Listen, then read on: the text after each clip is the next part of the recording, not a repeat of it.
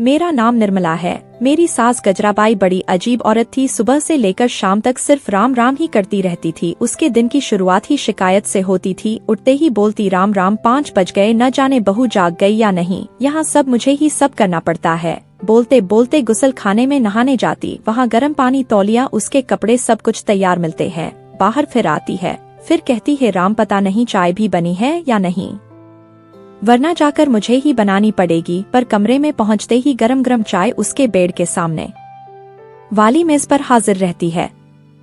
इसके बाद उसे चिंता होती पूजा करने की। कहती पूजा करनी थी, देर हो रही है। बहू ने पूजा की सामग्री तैयार रखी है। वहाँ पूजा के घर में सब कुछ तैयार ही मिलता है, पर उसे बड़बड़ाते रहने की बहुत बुरी आदत थी। वो बड़बड़ाने से बाज नहीं आती। निर्मला घर का सारा काम निपटाकर हर रोज लंबा सफर तय करके ट्रेन में धक्के खाकर अपने काम पर चली जाती। उसके पहले सुबह का नाश्ता और दोपहर का खाना भी तैयार रख कर जाती। गजराबाई दिन भर पड़ोसियों के साथ गप्पे लगाती थी, बहू की बुराई करती या फिर राम नाम की माला लेकर बैठ जाती।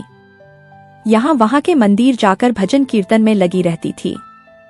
घर में या घर के कामों में जरा भी ध्यान नहीं देती थी। इतनी ज्यादा उम्र भी नहीं हुई थी। उसे लगता बहू है तो मैं क्यों काम करूं। शाम हो जाती और बहू के घर आने के समय कुछ न कुछ दर्द का बहाना बनाकर पलंग पर पड़ी रहती थी। शुरू शुरू में निर्मला को सच लगता था, पर कुछ ही दिनों में उसकी पोल खुल गई। पर पति देव इस बात को कैसे माने। उनको तो अपनी माँ साक्षात देवी लगती है। उसे अपनी माँ ही प्यारी है न। फिर बीवी का सच भी उसे कड़वा लगता था। रोज शाम को थकी हारी घर आते समय जरूरत की चीजों को बोझ ढोते आती और बिना एक पल गवाए फिर शुरू हो जाती रात के काम की जंग। इसकी शुरुआत चाय से लेकर होती थी और पूरा खाना तैयार करके सास और पति को खिलाने के बाद कपड़े, बर्तन, चूल्हे, चौके आदि की सफाई के बाद कहीं वो खाना खा पाती। रोज उसके पति के लिए स्त्री के कपड़े तक तैयार रखने पड़ते थे। सब होते होते आराम से 11, साढ़े 11 बज ही जाते थे। तब कहीं वो सो पाती थी। यही हर रोज का कार्यक्रम रहता। इतवार और छुट्टी के दिन सिर्फ दफ्तर और सफर से छुट्टी मिलती, न घर के कामों से फुर्सत मिलती, न आराम।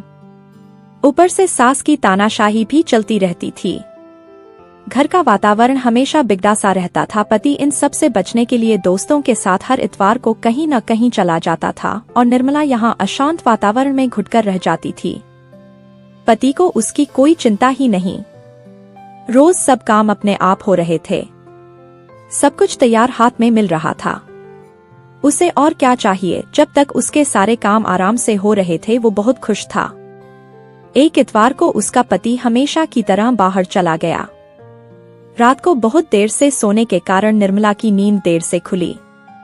इतवार भी था तो उसने थोड़ा सुस्ताना चाहा, पर गजराबाई को चैन कहाँ। न रुकने वाली घंटी की तरह सुबह होते ही शुरू हो गई। लड़ना झगड़ना शुरू किया। बर्दाश्त की हद गुजर जाने पर निर्मला ने भी अपना आपा खो दिया। गुस्से में उसकी जुबान भी चल गई। सास का पारा और चढ़ गया। उसने जाकर उसे धक्का दिया और दीवार से टकराकर गिर पड़ी। शोर शराबा सुनकर पड़ोस की कुसुम दीदी आई। देखा तो वो बेहोश हो गई थी।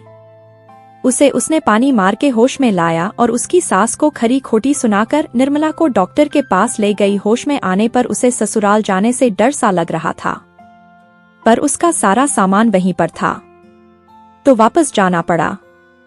उसने घर लौटने पर देखा सास अपने कमरे में गहरी नींद सो रही थी। पति अब तक घर लौटा नहीं था।